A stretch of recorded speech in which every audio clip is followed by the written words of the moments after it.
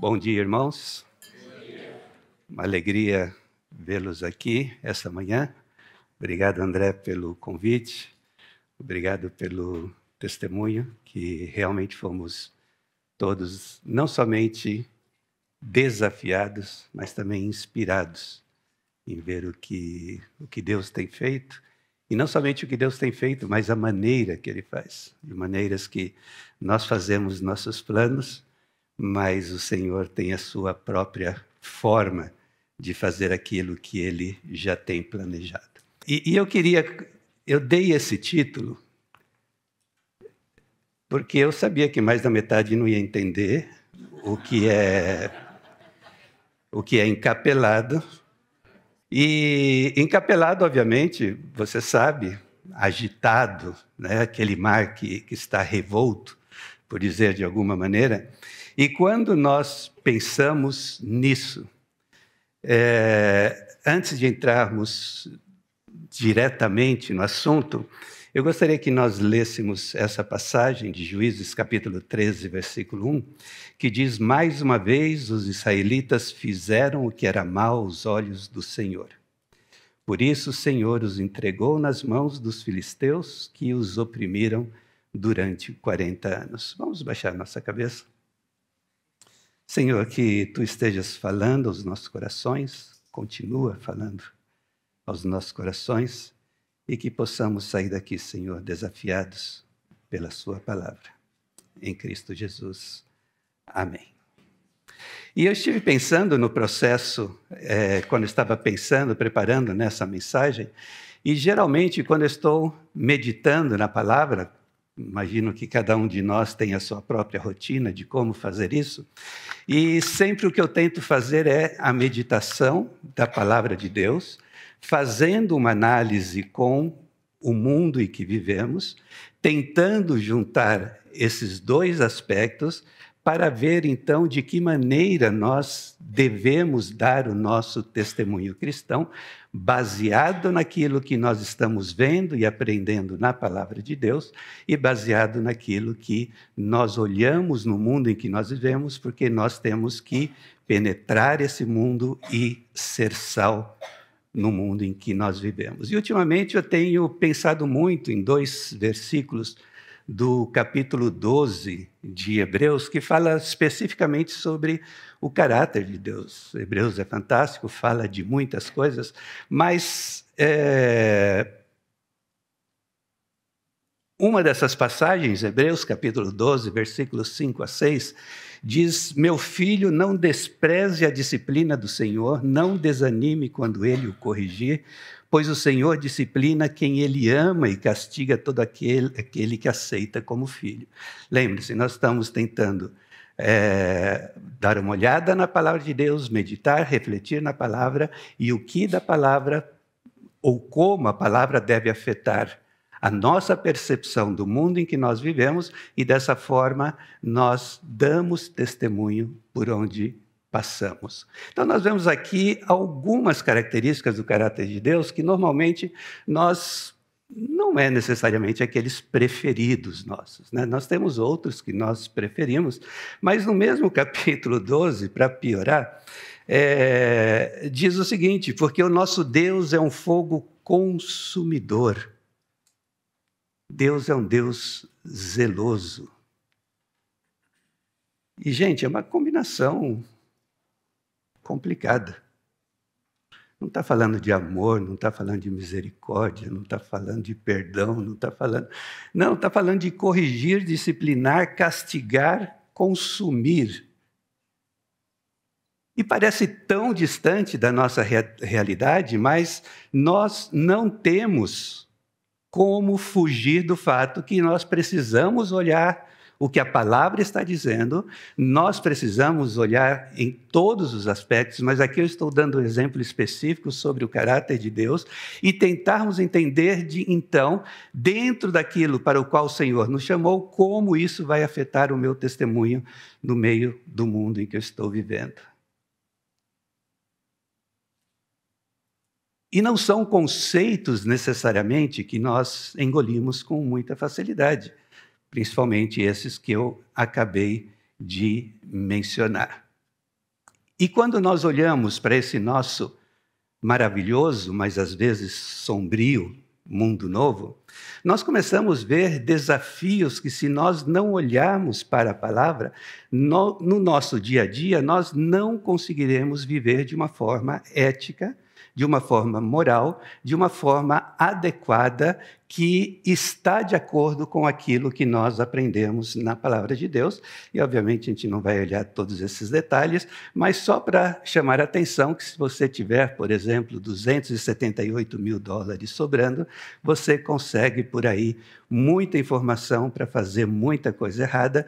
E esse é um dos desafios que nós temos, não são só os não cristãos, mas nós cristãos, porque nos coloca em posicionamentos que nós temos que fazer decisões éticas bastante importantes.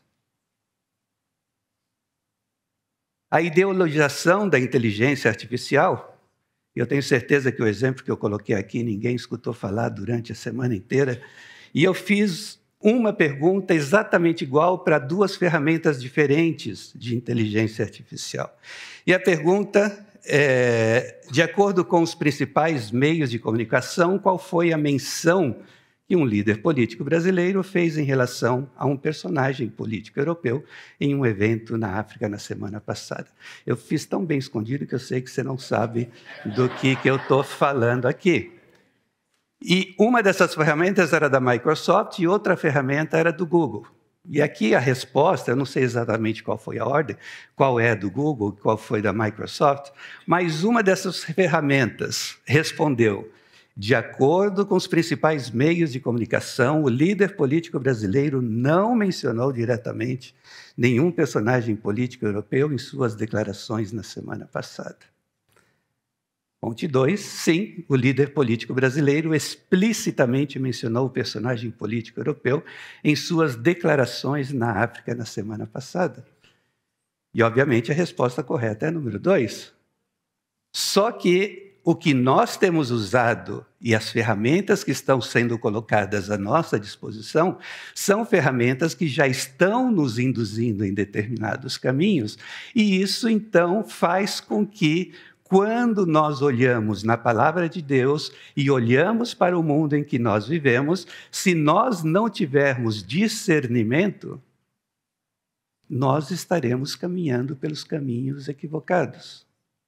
Isso sem contar toda a influência dos movimentos sociais que geralmente começam lá fora, e esses movimentos sociais têm influência na maneira que você vai agir amanhã na faculdade, vai ter influência na maneira que você vai se comportar no meio da sua família, vai ter influência na maneira que você vai colocar o seu posicionamento diante dos seus colegas, e não vamos comentar de todas essas coisas. Por que eu coloquei tudo isso? Me chamou muita atenção na impressão de 3D de órgãos de seres humanos. E aqui chegamos no encapelado. Isso tudo faz com que vivamos em uma sociedade que está em ebulição. E é provável que as sociedades sempre estiveram em ebulição, mas por razões diferentes. E no meio desse mar encapelado, nesse mar revolto, nesse mar agitado, em que você e eu estamos inseridos, de que maneira nós vamos viver a nossa vida?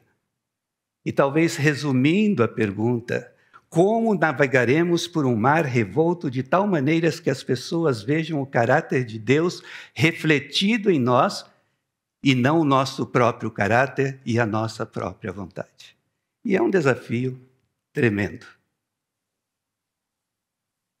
E para falar sobre isso, e daqui a pouco eu já pulo para o final, eu tinha escolhido algo mais ou menos inusitado, uma passagem que você não deve ter sido a primeira passagem que veio à sua mente à medida que eu estava dando a introdução. E é muito interessante quando nós pensamos nesse personagem, lembre-se, nós estamos falando de mares revoltos, como nós vivemos refletindo o caráter de Deus, que é um Deus santo, que é um Deus que disciplina, que é um Deus que é fogo consumidor, no meio de uma sociedade que nos traz tantos desafios sobre como viver corretamente a vida dentro dos padrões de Deus. Isso aconteceu, quando nós pensamos em Sansão, por volta do ano 1100 a.C. E é claro que Sansão não tinha os mesmos problemas tão complexos como nós temos nos dias de hoje, mas é um erro pensarmos que aquele mundinho do tempo de Sansão era um mundinho pacato, tranquilo, em que facilmente eles podiam meditar na palavra e saber plenamente exatamente quais os passos precisavam dar.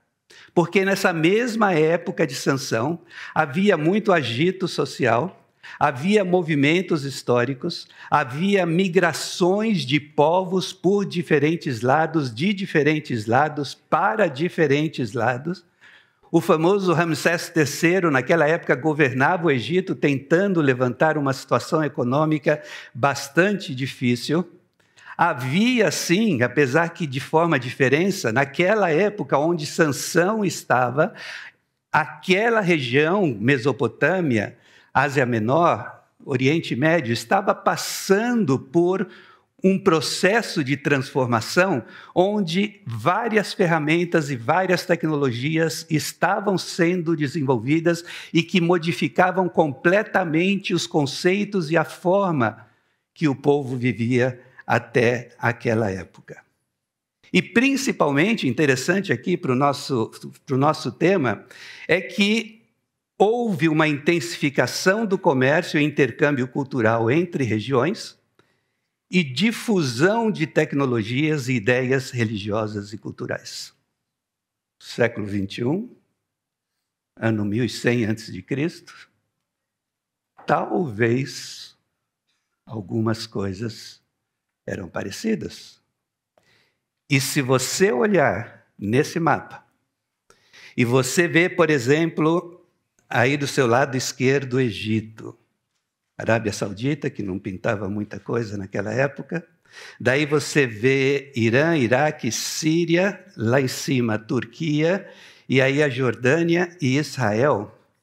É possível imaginar um quadrado quase retangular que pega parte do Egito, da Turquia, indo mais ou menos até o Iraque, descendo e voltando para o Egito, que muitos chamam de o berço da humanidade, e Deus colocou o seu povo exatamente no centro, na confluência de tudo que estava acontecendo, com exércitos passando para um lado, com comerciantes passando para o outro, com mudanças culturais, sociais, religiosas, tentações, e Deus tinha colocado o seu povo bem ali no meio para ser testemunha sobre esse Deus glorioso, esse Deus tremendo, esse Deus que é fogo consumidor.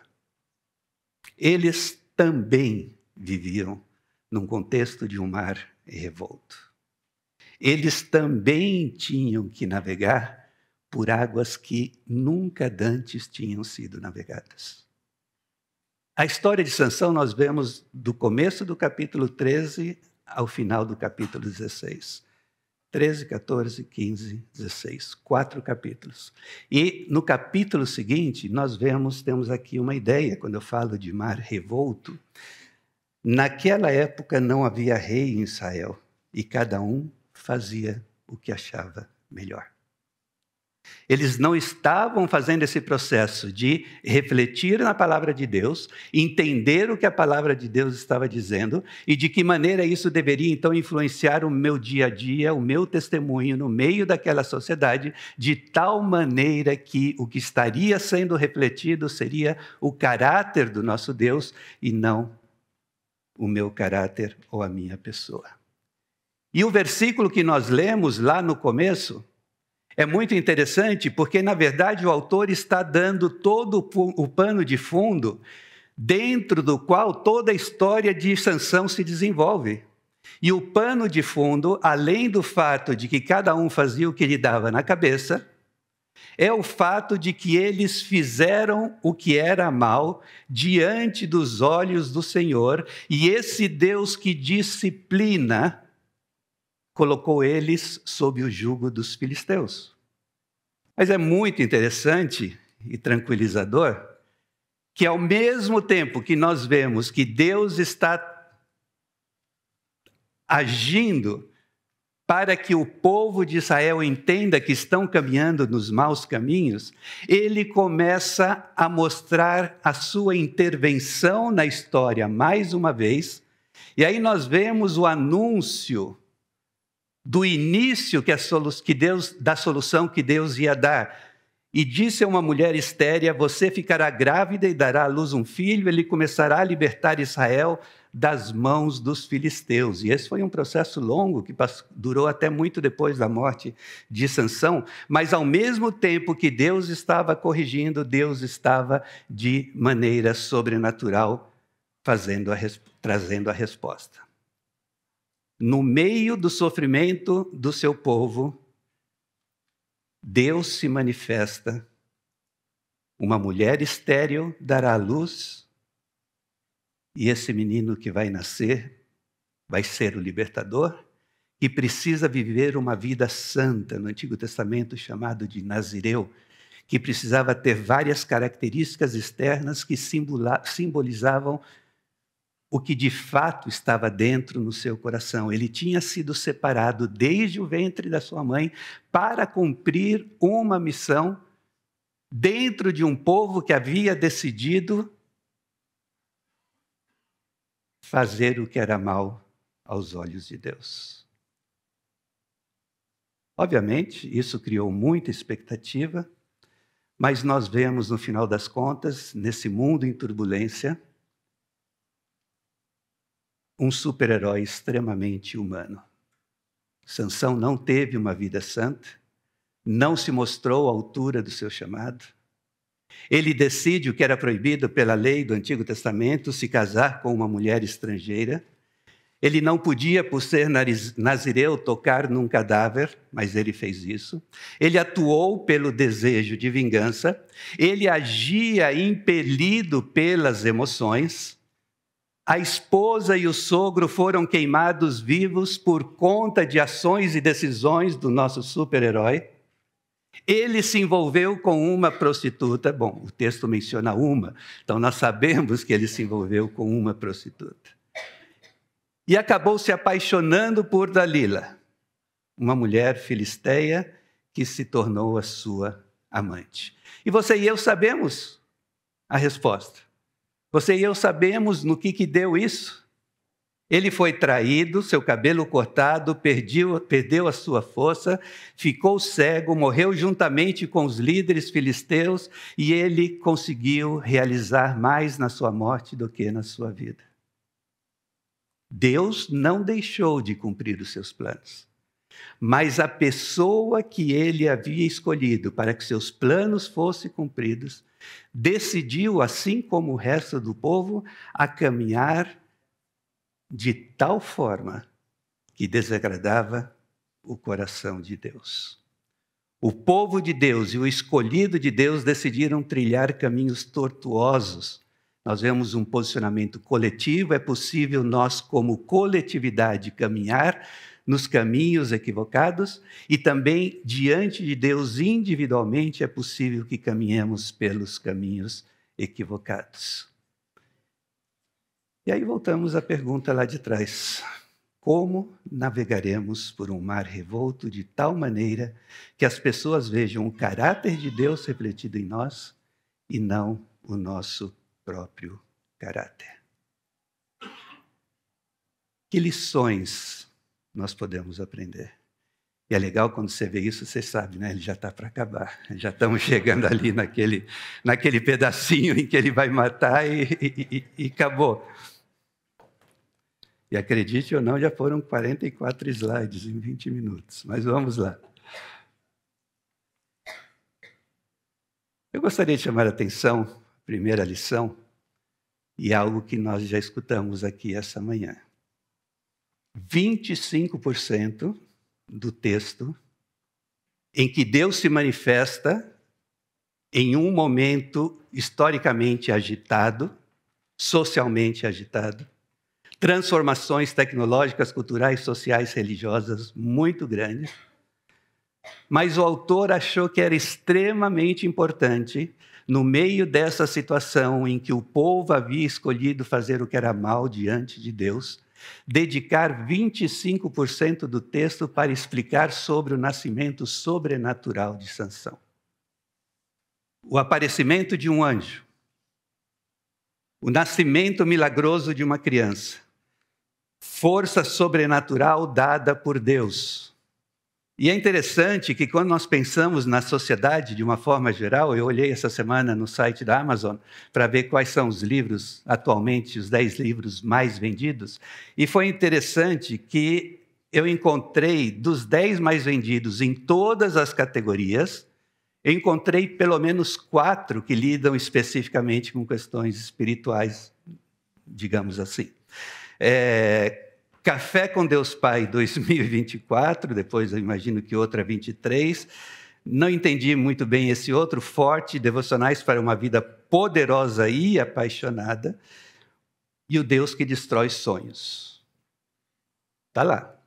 E se estão entre os 10 mais vendidos, não são somente os evangélicos que estão comprando.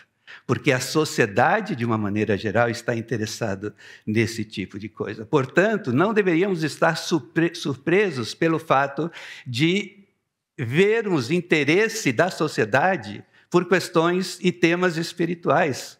Mas sim deveríamos estar surpresos pelo fato de que o aspecto da espiritualidade, do poder, do milagre, do sobrenatural, no meio de um mar revolto, nós não estamos levando esse aspecto suficientemente em consideração.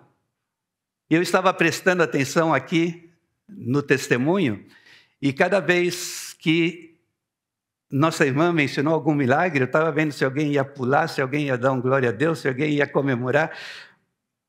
Mas a nossa reação é tentar processar logicamente, intelectualmente, para daí fazer uma decisão sobre. Interessante. Irmãos, nós não navegaremos nesse mundo de acordo com a vontade de Deus se nós não entendermos que anjos existem, são espíritos que servem a Deus, os quais Ele envia para ajudar os que vão receber a salvação. Eles estão atuando como servos.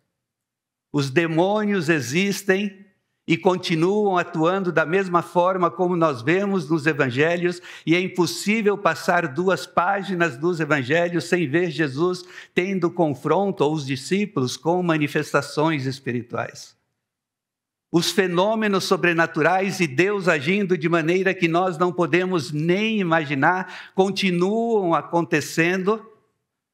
Mas é possível que os abusos que nós vemos ao nosso redor acabam nos inibindo, e por isso esse lado tão importante de sobre como navegar pelos mares encapelados do século XXI, nós acabamos deixando de lado e acabamos confiando muito mais nas nossas doutrinas e teologias do que permitir a ação do Espírito Santo fazendo transformações, milagres e nos surpreendendo como só Ele pode fazer. Mas outra coisa que nós vemos muito séria aqui no livro na história de Sansão. Essas ligações perigosas que o mundo nos oferece, à medida que eu vou pela sociedade e tento refletir o caráter de Deus e não o meu próprio caráter. Sansão se apaixonou por Dalila, como eu já mencionei. Ele usava as mulheres, motivado pela paixão sensual. Dalila pagou com a mesma moeda, usou sua sensualidade para obter riquezas. Ela usou o desejo sexual dele para atingir os objetivos que ela tinha. E cada líder filisteu, não sabemos se eram 3, se eram 4, se eram 5, Cada um ofereceu 800 mil reais, o equivalente a 800 mil reais, para que ela descobrisse o segredo da força sobrenatural dele e ele pudesse ser derrotado. Dalila tinha um preço, 800 mil reais por cabeça. E aí a pergunta clássica, que já foi feita tantas vezes, e que no mundo em que nós vivemos é um desafio tremendo. E essa palavrinha fama eu adicionei no final porque hoje é impossível não falar sobre fama. E será que nós estamos dispostos a sacrificar nosso compromisso e valores cristãos no altar do sexo, poder, dinheiro e fama, assim como Sansão e Dalila estiveram dispostos e, portanto, fizeram o que era mal aos olhos do Senhor?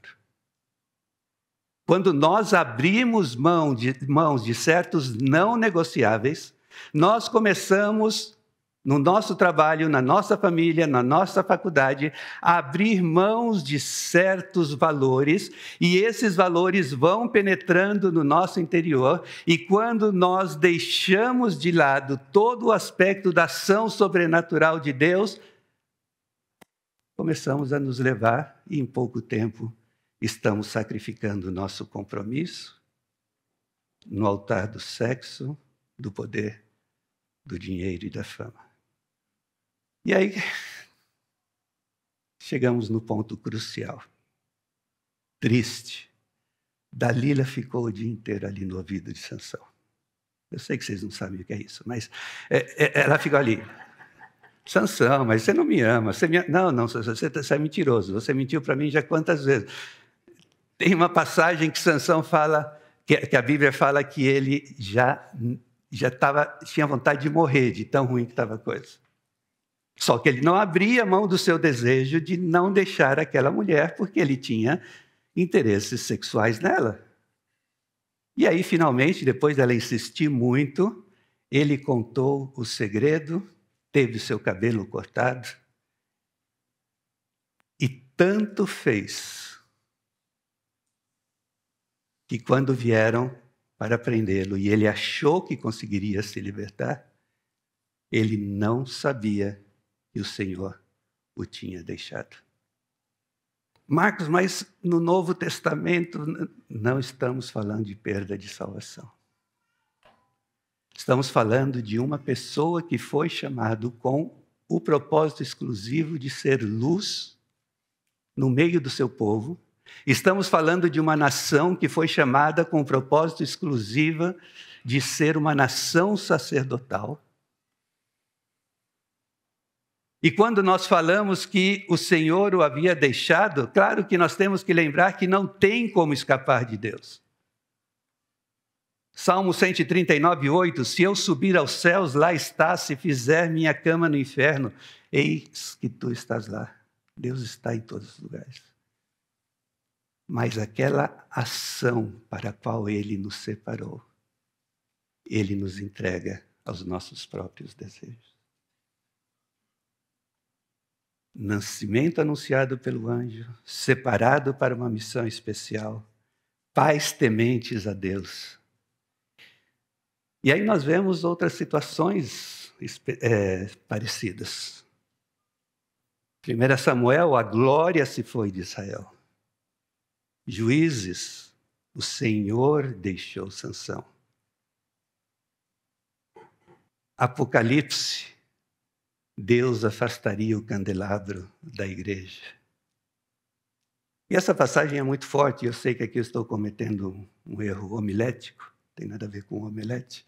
Homilético é a maneira que você faz seu estudo durante a semana e apresenta a mensagem, e a recomendação é que você termine a mensagem assim, num ponto um pouquinho mais, como é que chama?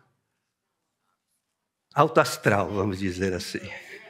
Up, em português, up. No grego profundo é up também. É. E eu vou cometer um erro aqui, eu sei disso.